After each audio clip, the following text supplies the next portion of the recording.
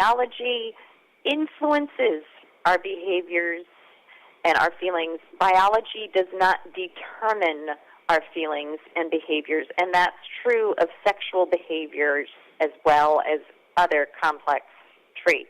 Pointing to the Gallup poll, Cortella says between 1 and 4% of adults identified as LGBTQ from the early 1900s all the way through the end of Generation X in 1980. When you look at these most recent generations of adults who were there with the birth of the internet and cell phones and a true explosion of LGBT activism, all of a sudden you go from millennials, 9% identifying, to Generation Z, nearly 16%. This is indoctrination. I'm Chris Woodward. On Wall Street, bond yields continue to rise, luring more investors away from the stock market. For the second day in a row, Wall Street ended in the red. The Dow took 121 points off the table. The Nasdaq lost 361 points. That's more than 2.5%. The S&P 500 was down 50.5. For American Family News, I'm Steve Jordan. Thanks for listening to AFR. I'm Tim White. Bro, no way that just happened. Yeah, this radio is old, man. Wait, you have Roku, don't you? Yeah, but how's that gonna help us? Dude, AFR's on Roku now. Oh, seriously? Yes, where's your remote? All right, here we go.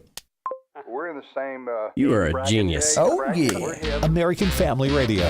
Available on Apple and Android products, Amazon Alexa, and now available on Roku. Darkness is not an affirmative force. It simply reoccupies the space vacated by the light. This is the Hamilton Corner on American Family Radio. It should be uncomfortable for a believer to live as a hypocrite. Delivering people out of the bondage of mainstream media and the philosophies of this world. God has called you and me to be his ambassadors, even in this dark moment. Let's not miss our moment. And now, the Hamilton Corner. Well, good evening. Wednesday evening, everyone. Fred Jackson sitting in for Brother Abe this evening here on the Hamilton Corner. We're giving Brother Abe the week off. Well deserved. He's a hard worker here. Much going on. And if you listen to his program each and every evening, Monday through Friday at this time, you know that he is intensely involved. As you just mentioned there in the intro to the program, this is spiritual battle. I wanted to talk a little bit about that as we open up the program this evening. You know, we're in a new day and age. The election last November changed more than just simply a political party. It also changed a philosophy and a direction that the country is going in. And it really is a spiritual battle. Evidence of that, and we talked a little bit about this on today's issues early on our programming here at AFR earlier today. The President Joe Biden's pick for Health Secretary, Javier Becerra is his name. He's the former Attorney General of California. So he's the former Attorney General. He's being picked by Joe Biden to be the Health Secretary. Now, what he did as Attorney General in California, he is perhaps the most pro-abortion Attorney General this country has ever seen. And now Joe Biden wants him to be the health secretary. A lot of concerns.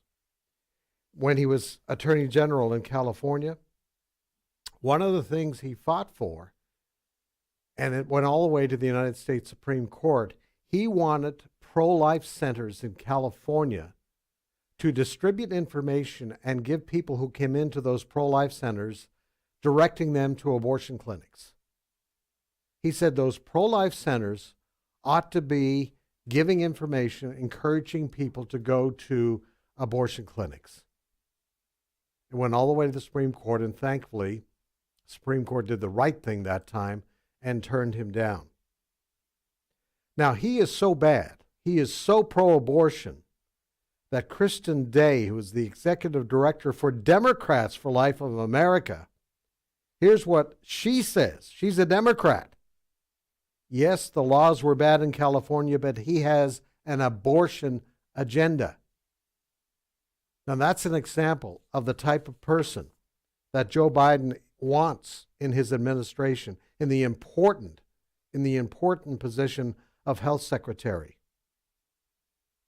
Another person he chose, Neera Tanden, to be the head of the White House Office of Budget and Management Director, basically overseeing huge financial matters. She's so bad that Democrats turned against her during the nomination process in the last couple of days, and she's withdrawn her name. She insulted left-wing people like Bernie Sanders. She's so far left. Listen to what she called. She called Republicans criminally ignorant, corrupt, and the worst. She helped expand the Affordable Care Act, which helped expand access to health care for millions of Americans, including no-pay birth control for more than 55 million women. As I say, she got opposition even from Democrats who said she was too volatile. Joe Biden accepted her bid to bow out of this position, but you know what he said? We're going to find a position for her in our administration. Oh, yes, the host COVID bill, which the Democrats are trying to push through. Inside that bill, now that's one thing the mainstream we want to talk about, is a $50 million slush fund for Planned Parenthood.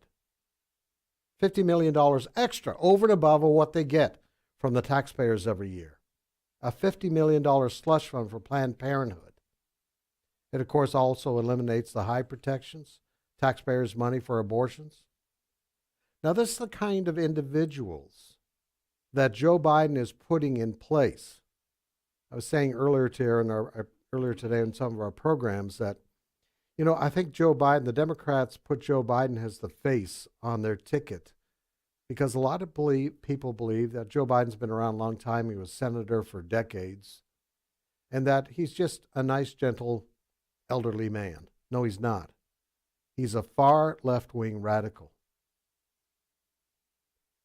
Look what he's done as far as the sexuality agenda, pushing the homosexual agenda, the transgender agenda. So what does this mean for the country? As Abe often talks about, we're in the midst of a spiritual battle, spiritual warfare. You know, as Christians, we need to be reminded of this. And here's the reason why. I've been going through Leviticus in my Bible study recently, and my reading this morning took me to Leviticus 26. Now, Leviticus is kind of a place when you're going through the Bible, when you get to Leviticus, it's very detailed, let me put it that way, on the construction of the tabernacle and the expectations of the Jewish people, the tribe members, and what they had to do during, for blood sacrifices and all of that sort of thing. Many people get bogged down. But in chapter 26, after all that God has gone through instructing Moses on all of these different things, God gives to Moses this instruction, which is so important. And I know this is directed to the Jewish people of that day as they made their way to the promised land. But listen to this. This is what God says. If you walk in my statutes and observe my commandments and do them, then I will give you your rains in their season, and the land shall increase, and the trees of the field shall yield their fruit. Your threshing shall last to the time of the grape harvest, and the grape harvest shall last to the time for the sowing. And on this goes for 13 verses, how God will provide for those who keep his commandments. But then you get to verse 14. Here's how that starts. But if you will not listen to me, this is God speaking, and will not do all these commandments, if you spurn my statutes, and if your soul abhors my rules, so that you will not do all my commandments, but break my covenant, then I will do this to you. And it goes on and on from there. God says, I will visit you with panic, with wasting disease and fever that consume the eyes and make the heart ache. And on he goes. I'll give favor to your enemies. You know, as I was reading this very early this morning during my devotions, I could not help think and wonder, is that where we are as the United States right now? A country that was founded on Christian principles. A country that has enjoyed the blessings of God. Perfect? No. But for the most part has enjoyed the blessings of God, has upheld Christian principles in our public policies. But folks, that has all changed over the last 20 years. Now, I believe Donald Trump tried to bring it back when we're talking about the abortion issue a moment ago. Donald Trump tried to bring us back to a more responsible approach to this as far as taxpayers, at least, not funding abortion. And he was not a fan of Planned Parenthood. But the meter has gone 180 degrees again. We have probably the most left-wing administration, even further left than what Barack Obama took this country, folks, under Joe Biden. Their agenda is radically left. And if we think God is going to continue to bless this country, now here's a note of encouragement from chapter 26 of Leviticus. This is God speaking. This is our wonderful, merciful, gracious God. But if they confess their iniquity and the iniquity of their fathers and in their treachery that they committed against me, and also walking contrary to me, so that I walked contrary to them and brought them into the land of their enemies, if then their uncircumcised heart is humbled, and they make amends for their iniquity, then I will remember my covenant with Jacob, and I will remember my covenant with Isaac, and my covenant with Abraham, and I will remember the land. America is at a very, very important point right now, folks. And I'm not just talking politically speaking. I'm talking about what is the attitude of the majority of the American people towards the Creator God, to an all-powerful God. If God did not wink at the sin and rebellion of his chosen people, the Jewish people, do you really think he's going to let America get away with rebelling so openly against him? When you now have a political party that celebrates the killing of unborn babies and wants to increase that, and put somebody in as health secretary who pushes to remove any restrictions on abortion, America will be held accountable, just as God warned that Israel would be held accountable if they disobeyed his commandments. Is it a case that we don't know God's expectation of us? No, that's not the case.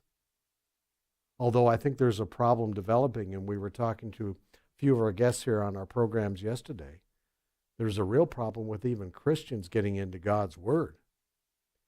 And if you're not getting into God's Word, you forget about chapters like chapter 26 in Leviticus. You know, God doesn't change. The Bible tells us that.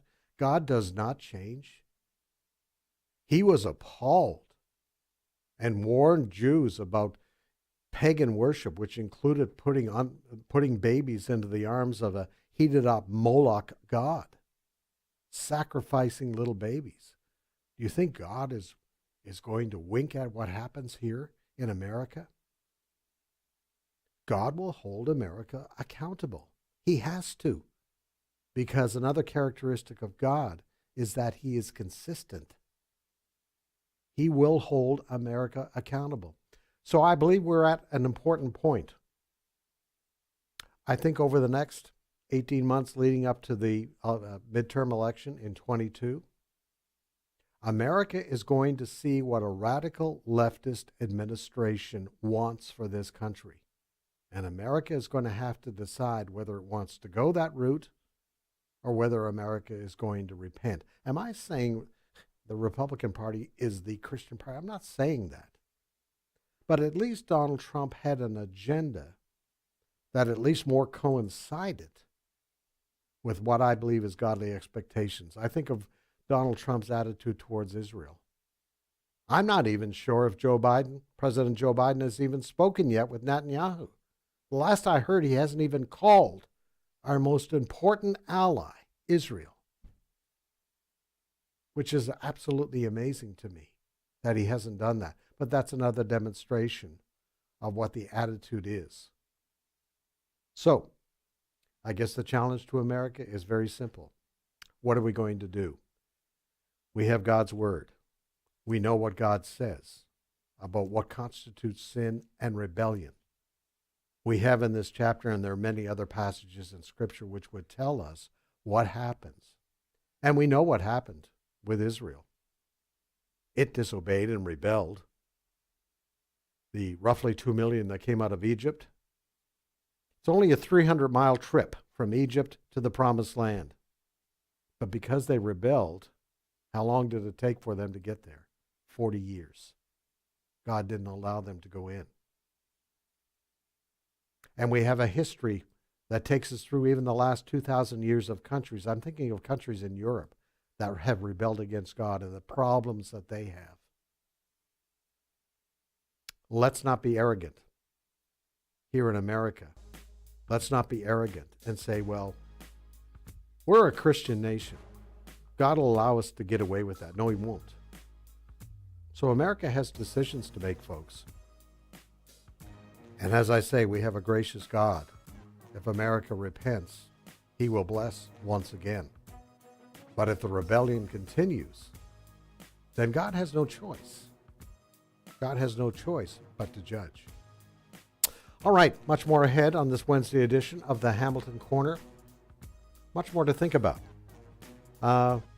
Andrew Cuomo, the governor of New York, coming out today to say, I'm really sorry about the way I treated women, but you know what? I'm not going anywhere. And the mask mandate is through in Texas. But wait till you hear what Joe Biden said about that today. Much more ahead here on the Hamilton Corner. We're back right after the break.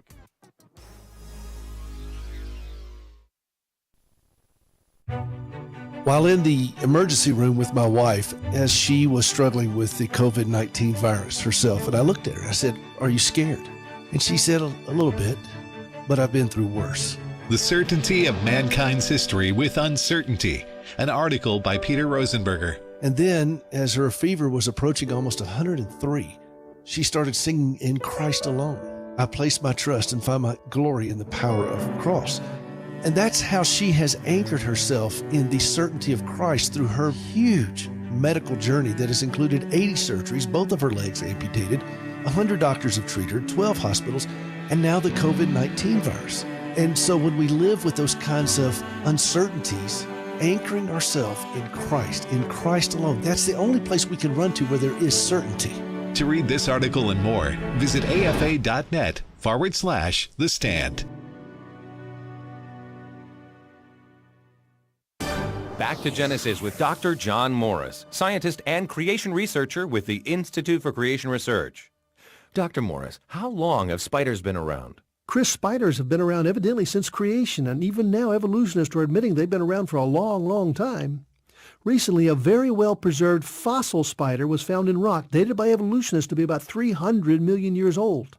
Yet it was identical to a modern-day spider, complete with 8 legs and even the intricate web-spinning features of modern spiders. The point is, Chris, there's no such thing as a simple organism.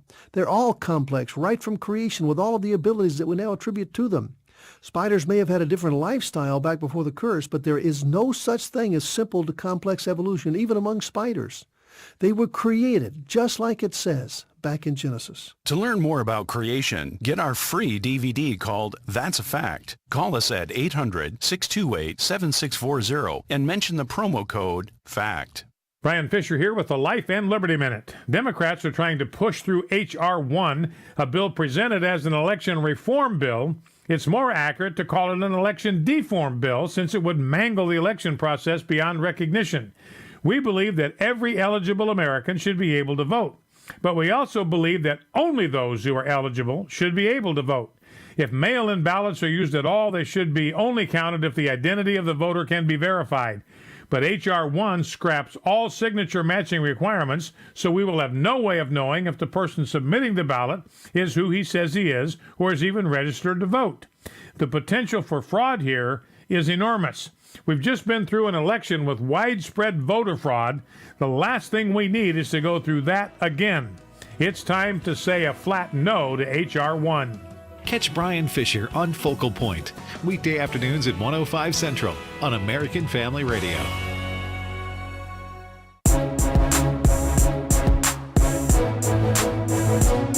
Shining light into the darkness, This is the Hamilton Corner on American Family Radio.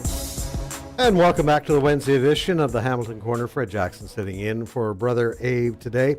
Just to finish off a few thoughts from the first segment there with regards to the spiritual warfare that we are involved with right now and God holding us accountable.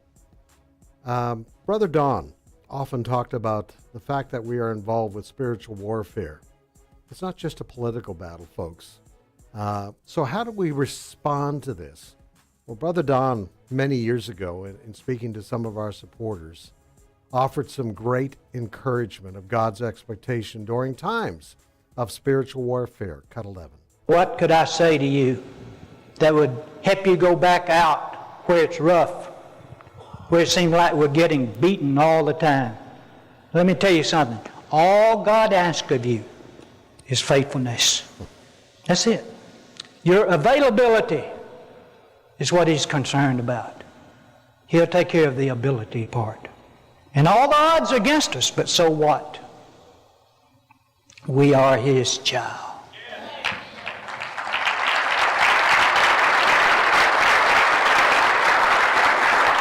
God doesn't judge by the same standards with which the world judges.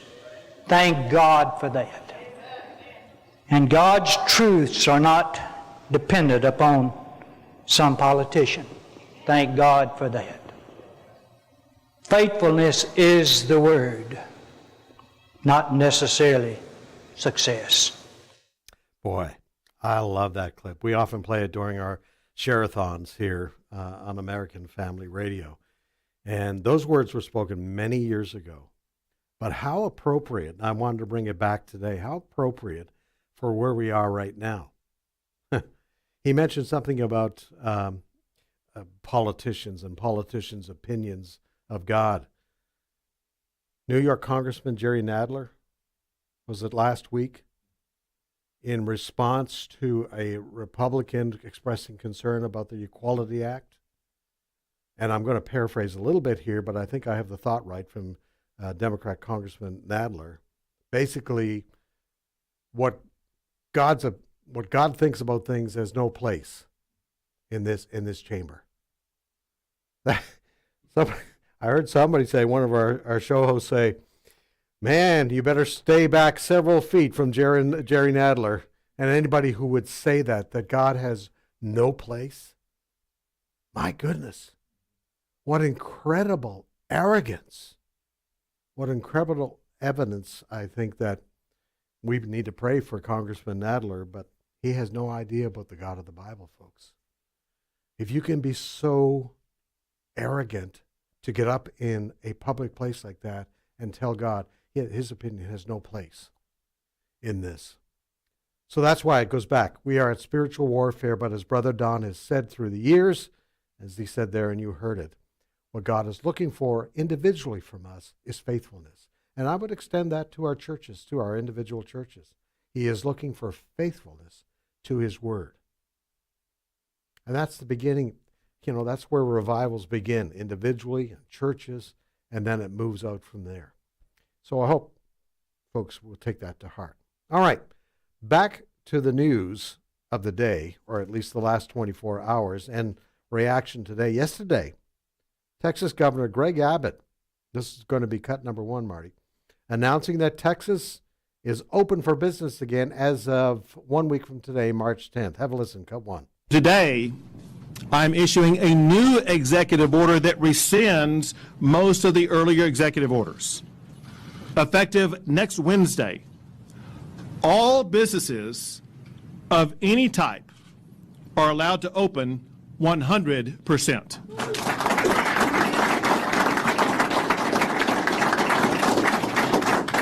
That includes any type of entity in Texas. Also, I am ending the statewide mask mandate.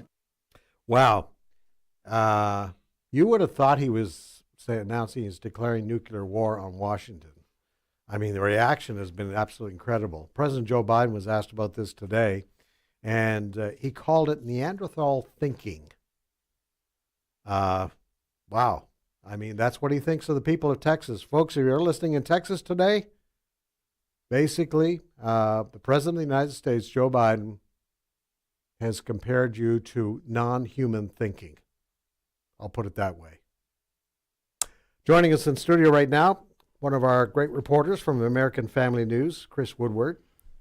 Hey. Who's been covering mask mandates. Yes. And restaurant closures. My middle name is now Mask. Yes.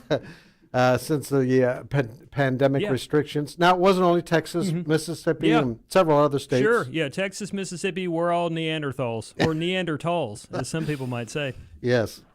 It's been interesting. But you know what? Governor Abbott of Texas just didn't pull this out of a hat when he got up yesterday morning. The reason he's doing this right now is because COVID cases, hospitalizations, new cases have all dropped dramatically in Texas. He did, yeah.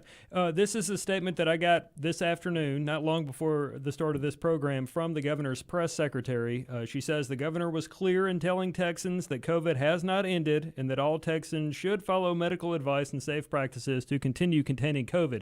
The fact is, Texas now has the tools and knowledge to combat COVID while also allowing Texans and small businesses to make their own decisions. As far as Governor Reeves, his office sent me a statement. He actually tweeted this as well. President Biden said allowing Mississippians to decide how to protect themselves is Neanderthal thinking. Mississippians don't need handlers. As numbers drop, they can assess their choices and listen to experts. I guess I just think we should trust Americans, not insult them. I might add, too, that we just had an election in which some people wanted to get rid of the sitting president because he was quote-unquote mean, and he said mean things, and he tweeted mean things. Here we have a sitting president calling people Neanderthals. Yeah, somebody pointed out today that Joe Biden, during the election campaign, said we all have to come together. Unity. Unity. This will bring people together. Yeah. Name calling. Name calling. Well, of course, we all know the Democrats and Joe Biden they have great friends in the media. Yes. And this is going to be cut number 2, Marty. The media last night, and I'm talking mainly MSNBC and CNN, well, this is how they responded to Governor Abbott's announcement. Cut 2. There's some really disturbing news today out of the state of Texas. It is one thing when you say we're going to let businesses open back up, but there is no upside to repealing a mask mandate at this point in the pandemic. Governor Abbott has lost his mind. This is obviously a political ploy on the part of the governor. The only reason I can see is because of what happened in Texas, that someone dropped the ball and they're trying to change the conversation. That's it, a distraction. This is part of this prevailing, macho sentimentality that strong and wrong is the way to go. The Texas governor said, COVID be dead. Everybody go ahead and open up. And you get some COVID, and you get some COVID, and you get some COVID, and you get some COVID. Yeah, heads were spinning last night. Now, you may have heard the voice of Chris Cuomo in there on CNN. Some people think that strong and wrong is the route to go. Gee, maybe you ought to chat to your brother, Chris, and see how he did. Just reminisce a little bit about how Andrew Cuomo handled the pandemic. Right, and just keeping it with Chris, too. Remember, it wasn't that long ago he was getting criticized for getting a haircut, not wearing a mask. He also violated protocols by not staying in his house. He got together with his family, and he angrily confronted a guy who said, hey, shouldn't you be at home? So Cuomo needs to follow his own advice. One of the things that I noticed yesterday in regards to the situation in Texas, for a bit yesterday, and it may still be trending, there was something called hashtag RIP Texas, in which a lot of people were saying Texas is going to die now because everybody's going to get COVID and they're going to die and get severely ill and things like that. We don't know if that's going to happen because none of us can see the future. But what was interesting is a lot of people were tweeting things like, I'm still wearing my mask and you can't take it from me. One guy even made a graphic that said, come and take it. And it was somebody with a mask. No one said yesterday, we're going to make you not wear a mask. If you still want to wear one, you are certainly free to do. That's one problem with the media because they frame it this way and they're covering it as if Greg Abbott and Governor Reeves in Mississippi told you not to wear a mask. Governor Reeves didn't say that, neither did Greg Abbott. One person, and I'm not making this up, one person even tweeted, I'm still going to wear my mask and follow all the protocols until Dr. Fauci gives me the all clear. Wow. You will be waiting forever. In Fauci we trust. Yes.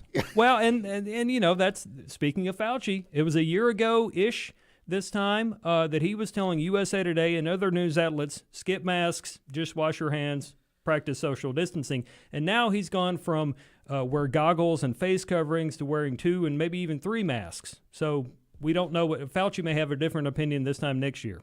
Well, another aspect of all of these restrictions, and something has to be done because there's an uprising growing amongst parents across this country about the closure of public schools and the beholding of the Biden administration to the teachers union. Mm-hmm.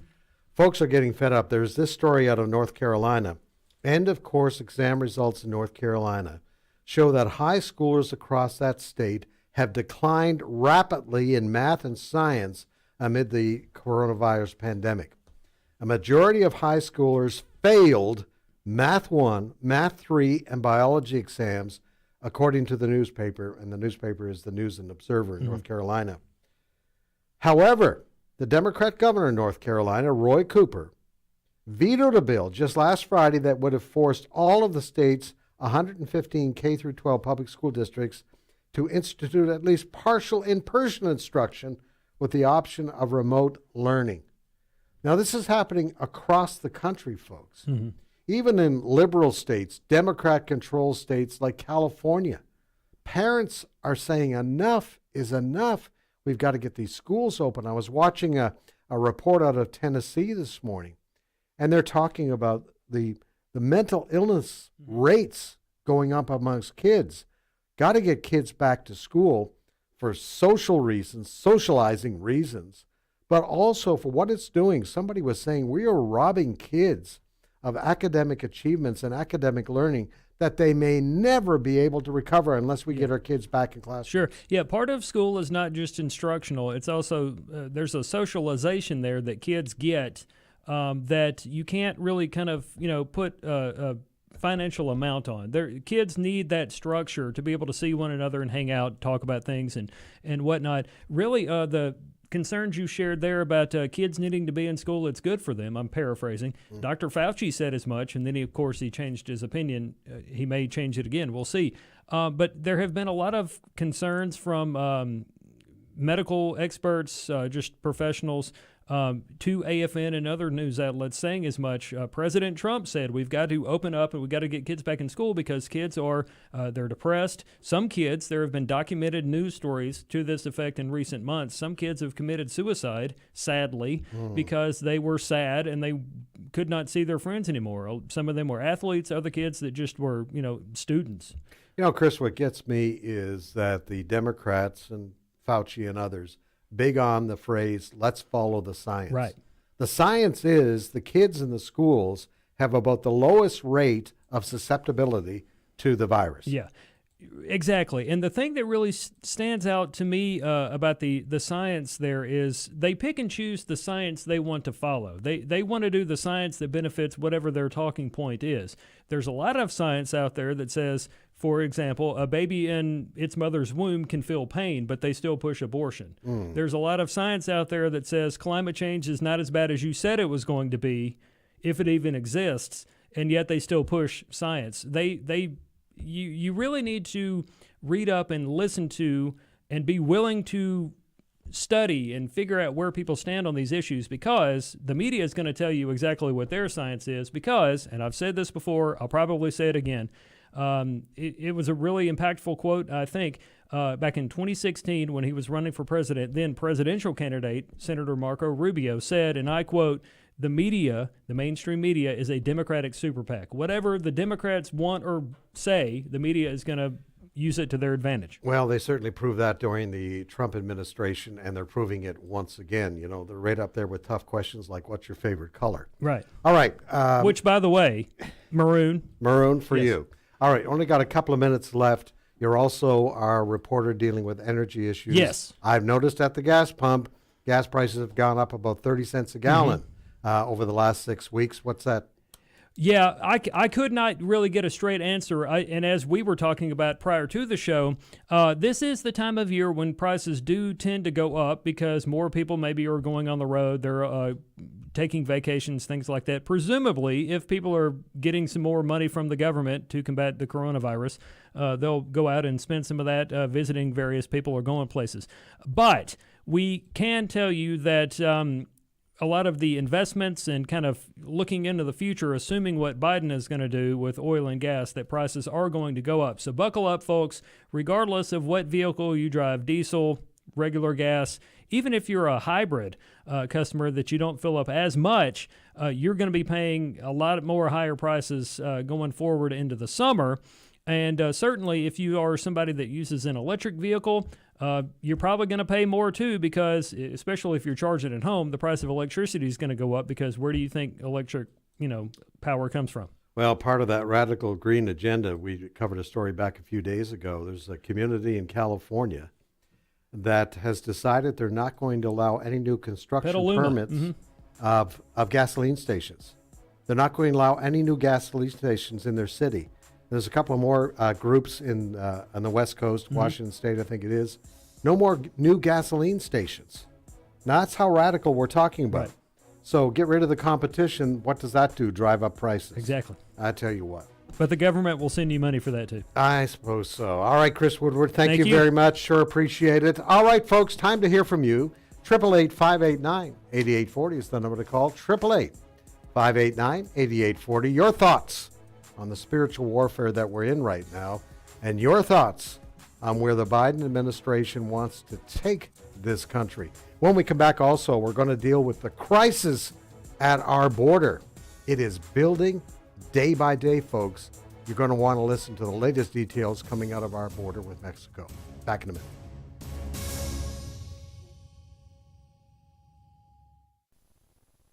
I'm Francine Perry. I am the mother of Laura Perry, who was a prodigal for 9 years and lived as a man. When Laura came home, we were all ecstatic. And so I just woke up one night and it just kind of laid on my heart. We need to start a specific basket with names of prodigals in it that we will pray over. Learn more or submit a prayer request at inhisimage.movie/prayer. Because we all have someone. He'll be there with you. He will never leave you. He won't forsake you. You can count on it. There is no greater adventure you could ever get involved in than doing what God calls you to do and just waiting to see how He's going to show up and help you do it. Join Dr. David Jeremiah for his series, What Are You Afraid Of? Next time on Turning Point. 5:30 a.m. and 7 p.m. Central on American Family Radio. Spirit versus flesh. This is David Wheaton, host of The Christian Worldview. The fall of Christian apologist Ravi Zacharias has left many wondering, how could this happen? The Bible gives the answer. The heart is more deceitful than all else and is desperately sick. While a Christian is spiritually born again when faith is placed in Jesus Christ, he or she still inhabits an unredeemed physical body bent on sin. These temptations of the flesh must and can be overcome. Paul writes, God is faithful, who will not allow you to be tempted beyond what you are able, but with the temptation will provide the way of escape also. This is good news, that we have God's help in gaining victory over our flesh. Hear more at thechristianworldview.org, and then tune in next time for how Joseph overcame sexual immorality. Listen to The Christian Worldview with David Wheaton, Saturday mornings at 8 Central on American Family Radio. Hello, Americans. I'm Todd Starnes with news and commentary next. My goal as a teacher is to impart knowledge and then be able then for them to take it and turn it into wisdom.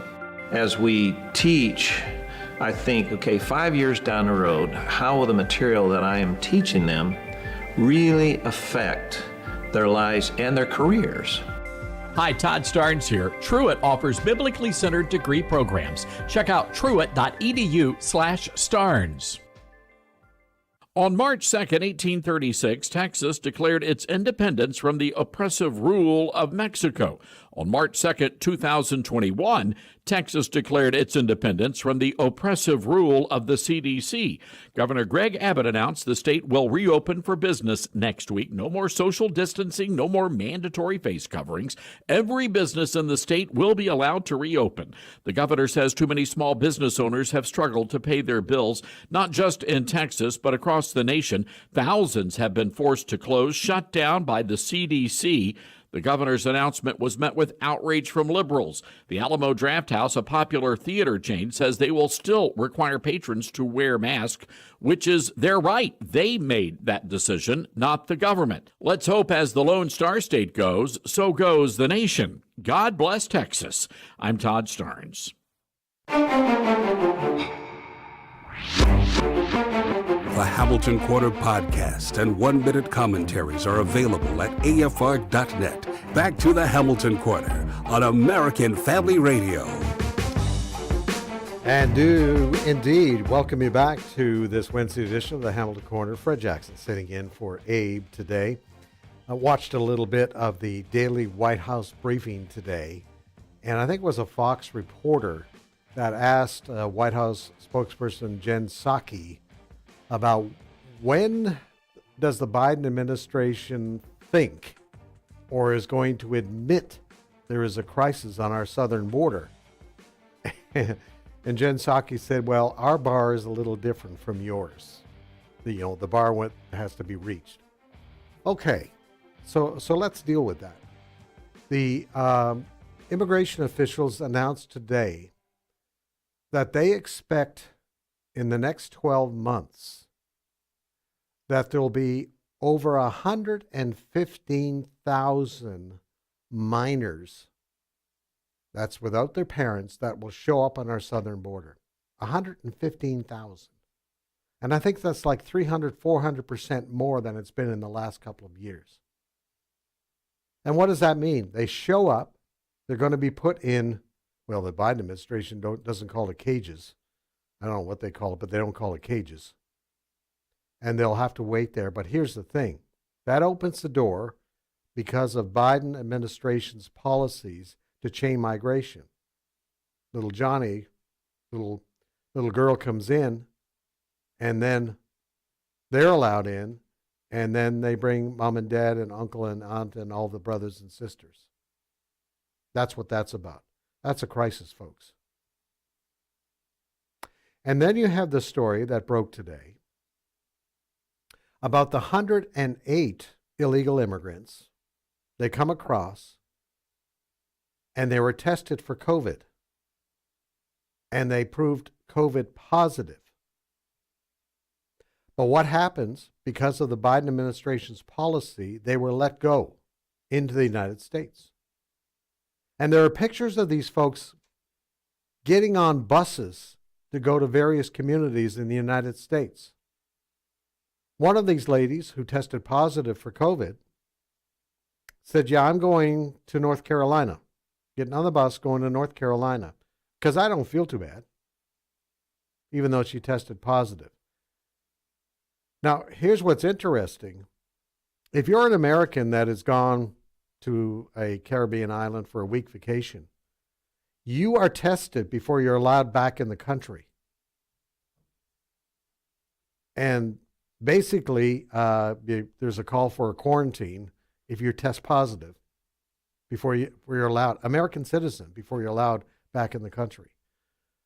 But these illegal immigrants, they get to get on the bus and go wherever they're going. And then there was the horrific tragedy 100 miles east of San Diego yesterday. You probably heard of this. 13 people, we now know they were illegal immigrants, died in a tragic accident there on a road 100 miles east of San Diego. 25 people were crammed into a Ford Expedition. Just learned this afternoon from immigration officials that vehicle, along with another pickup full of people, had come through a hole in the wall. By the way, a portion of the wall that never got the Trump treatment. They came through there, They get in this Ford Expedition, they have the accident, 13 people die. 25 people jammed into this Ford Expedition. Now, why are more people showing up at the border in the last 6 weeks? Because Joe Biden has basically said, hey, we're open. Come on in. We won't turn you aside. We're talking thousands of people being allowed to come in, no longer being kept in Mexico for an asylum hearing. Come on in. We're going to let people in. We have a crisis on our southern border. Dan Crenshaw is a Texas congressman. He was on Fox this morning, Fox and Friends this morning. This is cut number 3, Marty. This is what he had to say about the crisis. Cut 3. It's the usual euphemisms to cover up their lies, right? It's not a crisis, it's a challenge. It's not a cage, it's a soft-sided structure. And look, this is the truth, and everybody needs to understand this. The Democrats and Joe Biden, they want more illegal immigrants crossing our border. They want this. And guess what? Here's what's even most infuriating about the COVID positive cases that you just mentioned. U.S. citizens have to get a negative test before coming into back into our country. This administration is prioritizing illegal immigrants over U.S. citizens. Now, he's a Republican, Dan Crenshaw. But even Texas Democrats like Vicente Gonzalez, and this is going to be cut number 8, he's a Democrat. He comes from a border district. Now, you listen to what he has to say about the Democrat president's attitude towards opening the border. Cut number 8. My concern in the recent weeks in my district, migrants who made it across the border, who even passed the line of MPPs, who are 5,000 folks that have been waiting for 2 years across the border, made it across the Rio Grande Valley, were processed and released. If that is the message that we send to Central America and around the world, I can assure you it won't be long before we have tens of thousands of people showing up to our border, and it'll be catastrophic for our party, for our country, for my region, for my district. In the middle of a pandemic in an area where we've lost over 3,000 people in my small congressional district. So I think we need to have a better plan in place. I think asylum seekers should be able to ask for asylum and be processed in their home country or a neighboring country. And we shouldn't have a policy in place that impulses people to make this 2,000-mile trek. So there you have it. Vicente Gonzalez, a Democrat congressman. Did you hear what he had to say? We should have a policy in place for asylum seekers where they have to stay in Mexico and wait their turn. Gee, does that sound familiar to what Donald Trump had in place? That's exactly what the former president put in place. And now you have this Democrat congressman. I heard another Democrat congressman, I think this one from Laredo, Texas. He was interviewed today. Neil Cavuto on Fox interviewed him. Kohler, I believe his name is, and I apologize if I pronounced that wrong. But he said, we shouldn't have people making border policy that affects border communities, people who live 1,500 miles away from the border, telling border communities that they need to adjust. Now, if that wasn't directed right at President Joe Biden, a Democrat president, I don't know what. But that's what you have going on, folks. You do have a crisis at our border right now. You know, it's interesting, just going back to this tragic accident yesterday. I went back, and somewhere in my memory, I remembered that President Trump wanted to continue building the wall and firming up the wall there in California. And I went back and I found this. This is a headline from March of 2019, 2 years ago, this month, quoting Governor Newsom, who bashed Trump's border wall. All right? This is what he had to say. And I want to do a 2,000-mile, this is Governor Newsom, a 2,000-mile wall is a monument to stupidity, not just vanity, to stupidity. It's pure political theater. He, Newsom, referring to President Trump at the time, creates these sideshows, this political theater, this political grandstanding. At the same time, Newsom withdrew about 200 California National Guard troops who were down helping the Border Patrol secure that area. So I find it kind of interesting that was what was behind this tragic accident yesterday. They came through a weak area of our border with Mexico there in California, broke through with these vehicles, and ended in this tragic accident. This is what happens when left-wing liberal ideology becomes public policy. It is a disaster.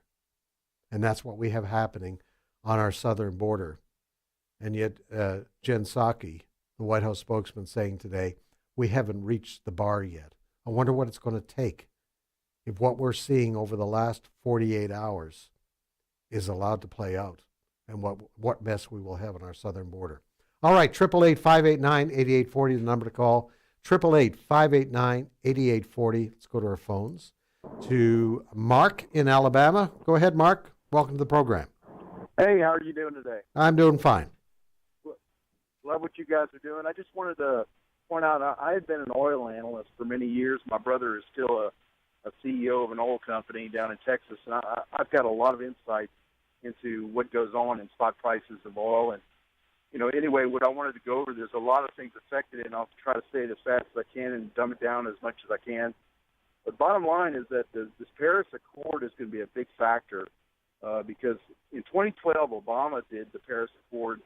And what they do is we become a net exporter of crude and a net importer of finished gasoline from China and India and other countries that will refine it because of the Paris Accord agreement that we don't produce so much pollutants that our refineries do. So we cut that back, not based upon how much pollutants we have because we do it cleaner than everybody else. But those countries actually are not going to be at the same report card that we are. That's number one. And that kind of prices itself into the market right now. We're starting to see that.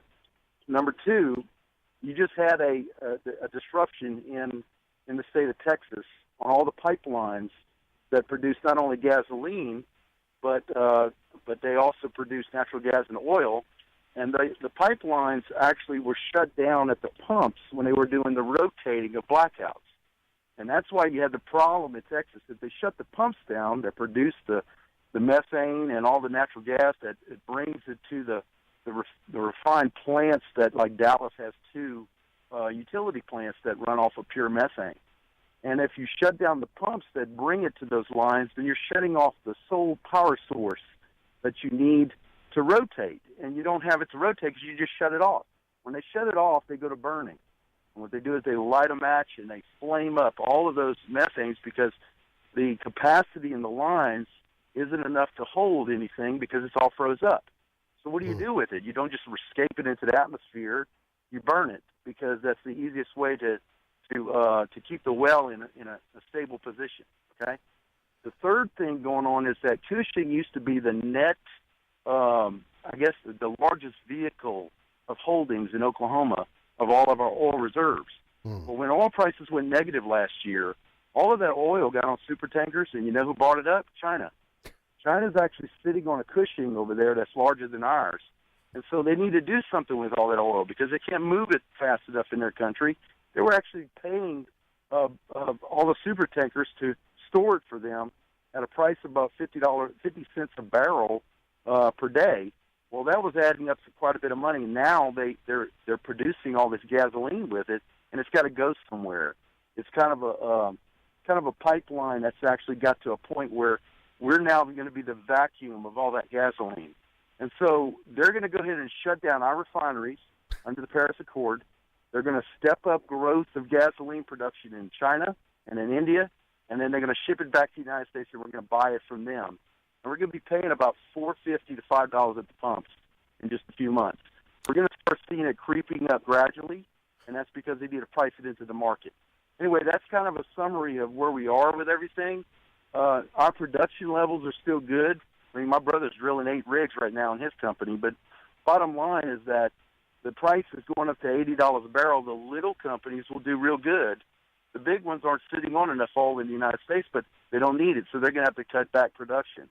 So those that are producing methane, natural gas, and oil, they're going to do. If they're small, they're going to do well. If they're big, they got too much. Mark, boys, you are an analyst.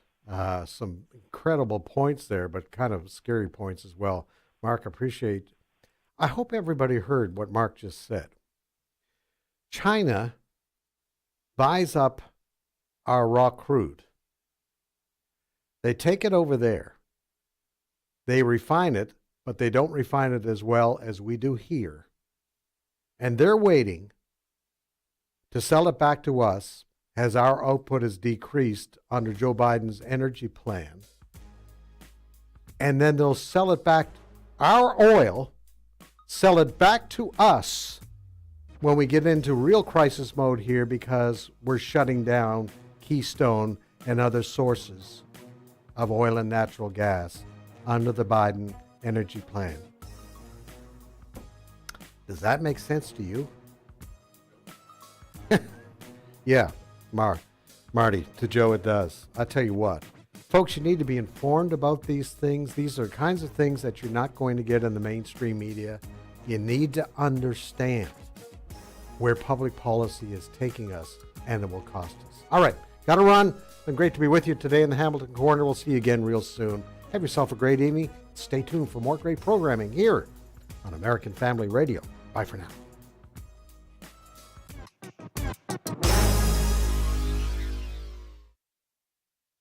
The views and opinions expressed in this broadcast may not necessarily reflect those of the American Family Association